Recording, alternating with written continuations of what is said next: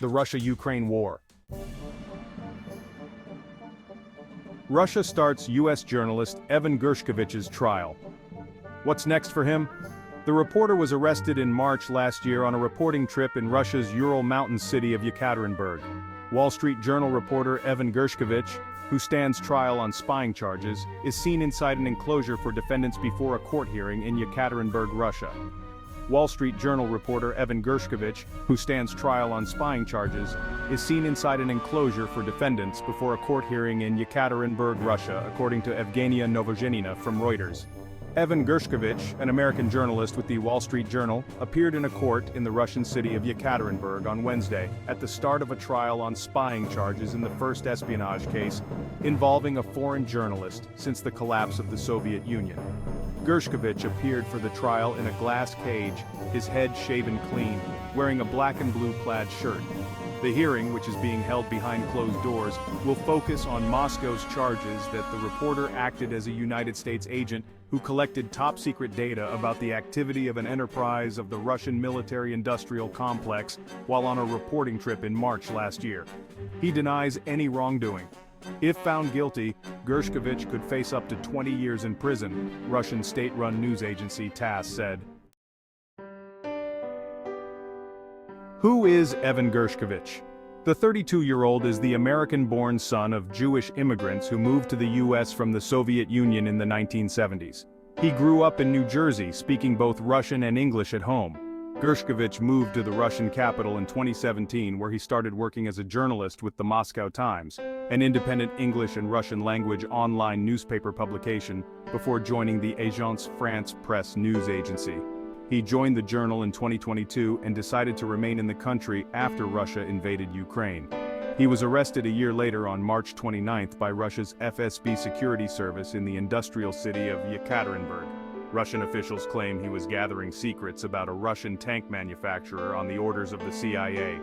The journal did not offer details on the purpose of the reporting trip, but said its reporter had full media credentials from Russia's foreign ministry. Gershkovich is now being held in Moscow's Lefortovo prison, where he spends most of his day in a small cell, according to the newspaper. A person familiar with Gershkovich's condition said he is apparently in good spirit in spite of it all. Is a prisoner swap on the cards? This is the first time since the Cold War that an American journalist has been accused of being a spy in Russia. The last high-profile case of an international correspondent being jailed under espionage charges dates back to 1986. Nicholas Daniloff of the U.S. News and World Report was freed after 3 weeks as part of a wider deal, which included the release of suspected Soviet spy Gennady Zakharov. In recent months, there have been growing signs that a prisoner swap involving Gershkovich might be on the table. In February, Russian President Vladimir Putin said he would like to see Gershkovich freed, and that talks for a prisoner exchange were ongoing. He hinted that he wanted to see the release of Vadim Krasikov, a Russian citizen jailed in Germany for murdering a former Chechen fighter in Berlin in 2019. A Kremlin spokesperson did not confirm nor deny the widespread interpretation of Putin's typically indirect comments. In response to Putin's message made during an interview with former Fox News host Tucker Carlson, a U.S. top diplomat said there was an open channel where official offers will be levied and responses will be received.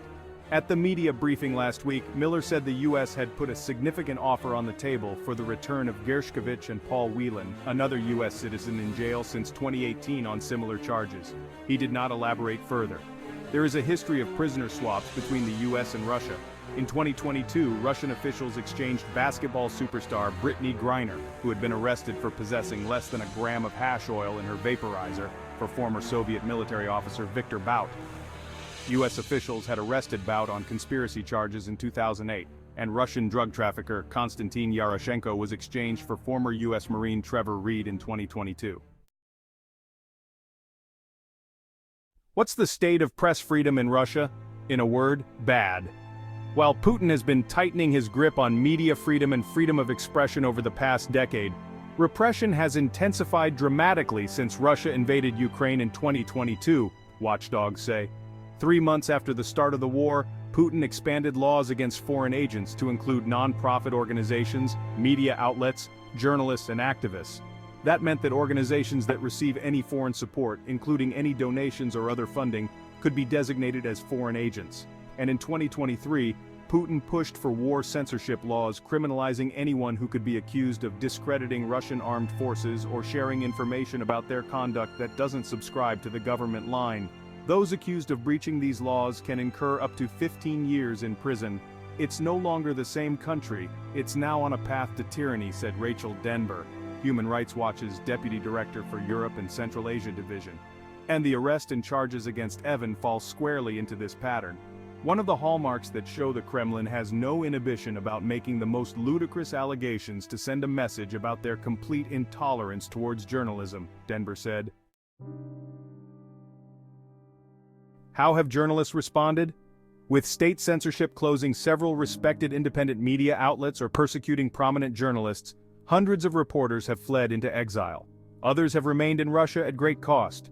Last year, Russian authorities arrested Alsu Kurmasheva, an American-Russian journalist with Radio Free Europe, Radio Liberty, for failing to register as a foreign agent and for spreading false information. Other dual nationals find themselves behind bars as potential bargaining chips. In January, Moscow arrested Robert Woodland Romanov, a dual U.S.-Russian citizen, on drug charges. And last Thursday in Yekaterinburg, another U.S.-Russian citizen, Ksenia Karolina, 33, went on a closed-door trial on high treason charges. Her employer, a California-based spa, said she was accused of donating $50 to a Ukrainian charity in the U.S. Please subscribe to the channel and watch daily.